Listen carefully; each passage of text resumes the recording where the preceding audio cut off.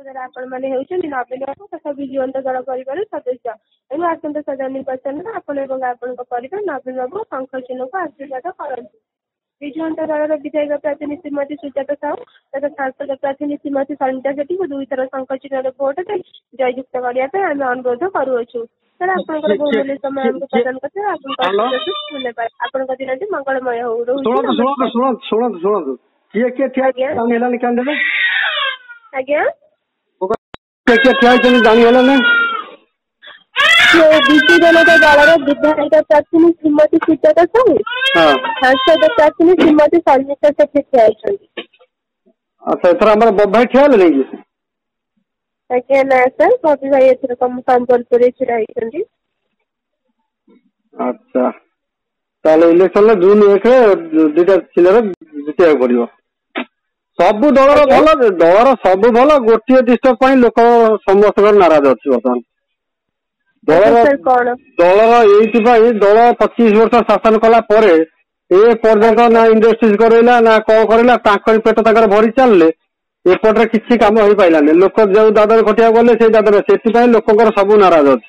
ସମସ୍ତଙ୍କ ମନ ଭିତରେ ଅଛି ଆମେ ଦଳକୁ ଚେଞ୍ଜ କରିବା। ଯଦି ଦଳ ନବୀନ ପଟ୍ଟନାୟକ ଠିକ ଥିଲା, ସବୁ ଭଲ ଥିଲା, ଆଉ ତାଙ୍କ ଦଳରେ ବର୍ତ୍ତମାନ ତ ନବୀନ ପଟ୍ଟନାୟକ ଏଇଭଳି ବର୍ତ୍ତମାନ କିଛି ତାଙ୍କର ତ ଚାଲୁନି।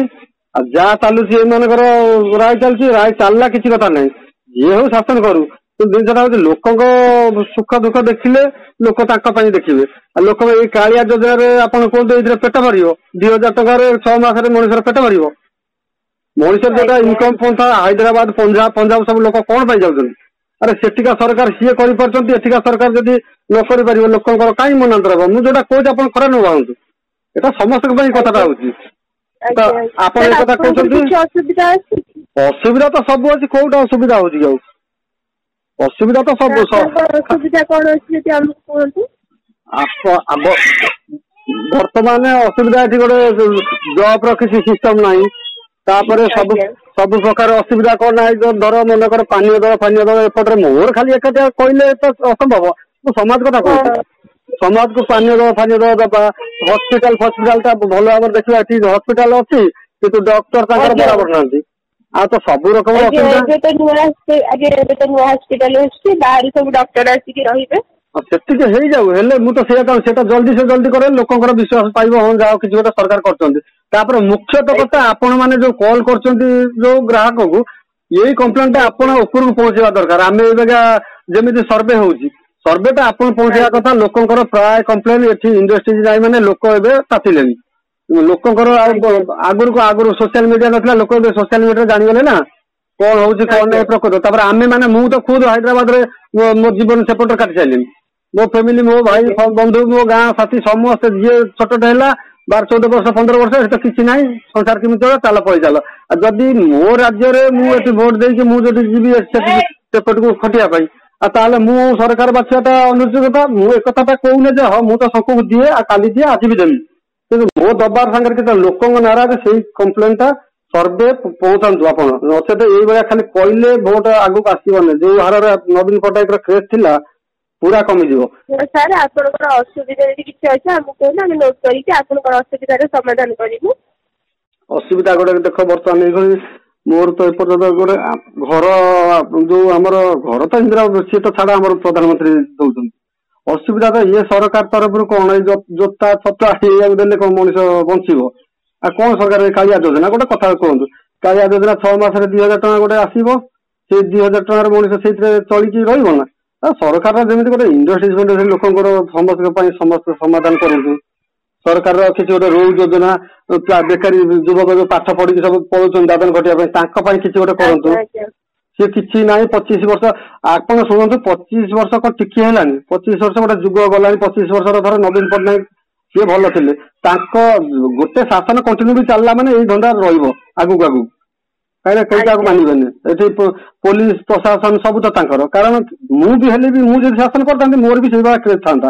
କାରଣ ଗୋଟେ ସେଇଥିପାଇଁ 25 ବର୍ଷ ଶାସନ ପାଇଁ ଲୋକ ବହୁତ ବାଛିଲେ ନବୀନ ପଟ୍ଟନାୟକ କେହି ନାହାନ୍ତି, ସେ କରିବେ। କିନ୍ତୁ ଦେଖିଲା ସେ ଦଳ ଏପର୍ଯ୍ୟନ୍ତ ଗୋଟେ ଓଡିଶାକୁ ଷ୍ଟାଣ୍ଡ କରିପାରିଲାନି। ଆଉ ପଦା ରାଜ୍ୟକୁ ଗଲାବେଳକୁ, ପଦା ରାଜ୍ୟରେ ସେମାନେ କଣ କହିଲେ, ଆରେ ତମେ କଣ ଛାଡିକି ଆସ, ତମର ତ ତମେ କହୁଛ ନବୀନ ପଟ୍ଟନାୟକ ଭଲ, 25 ବର୍ଷ ଶାସନ ପରେ କାମ କାହିଁ, ତମେ ଏଠି କାହିଁକି ଆସ? ଆମକୁ କେତେ ଖରାପ ଲାଗୁଛି।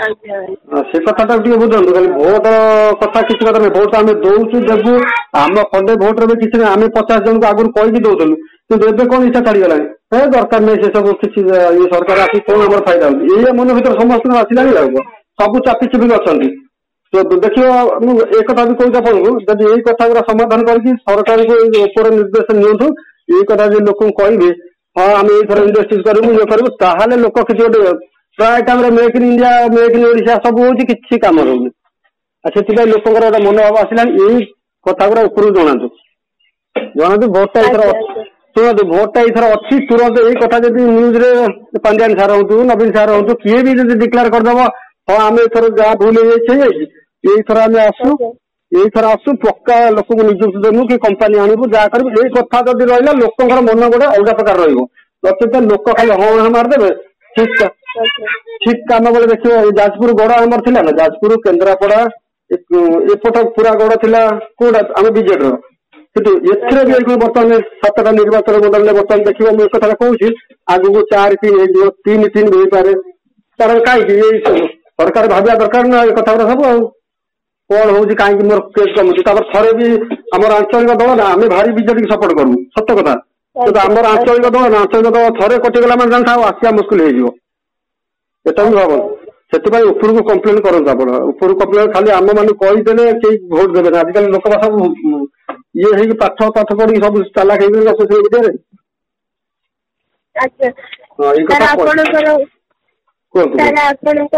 बहुमूल्य समय आमको प्रदान कर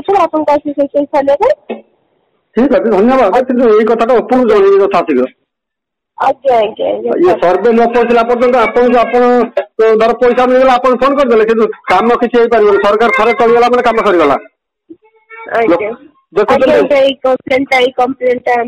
हाँ निहाती कारण ये कथा मुझे तो मुझे बीजेपी सपोर्ट करे किंतु बीजेपी बर्तमान मुझे गोटे भोट देदेले आप भावतु दुनिया तो चेंज हो ना कि मुझे आगुरी 50 भोट कर पार्टी ना आम सकू आम दबा कि बर्तमान मुझे 50 जन बोले सी मत क्वेश्चन कर कौन देलु तू किए आम कहलु कथा से तुरंत समाधान कर नोट डाउन हो कम्प्लेन दबू आगे तापर किसी गोटे सरकार गोटे व्यवस्था चाकरी फाकरी किसी ना लोक युवक पूरा बिगड़ी गले युवक युवती समस्त कहले किसी ना ये करप्शन चलती ये चलती कह कम्प्लेन क्या देव न्यूज तो देखुच देख पार्टी विरोधी पार्टी तो सब कम्प्लेन करेंगे ये एमती सेमती आम तो आम सचेतन नुह आम सचेतन बीजेपी जमी कह धर नवीन पट्टनायक ଏବେ शुणुना पांड्यान जहाँ चलुच्च सब ठीक अच्छे दल किए तो चलते आम से कौन अच्छी कि लोकर मौलिक सुविधा सीना मिलने लोक खुशी हे ये भी चलू खाली जोता छत्ता पिठा ये कौन मिले पिठा फिठार कर किसी फायदा अच्छे फायदा जो लोकर उपकार रहा हूँ मुख्य ये कथा गुरा जनातु नचेत आप न जनइले खाली कॉल कर किसी कम मिलनी आज्ञा ये कथा नोट डाउन हो कथा ही जना हम सर आप धन्यवाद धन्यवाद आप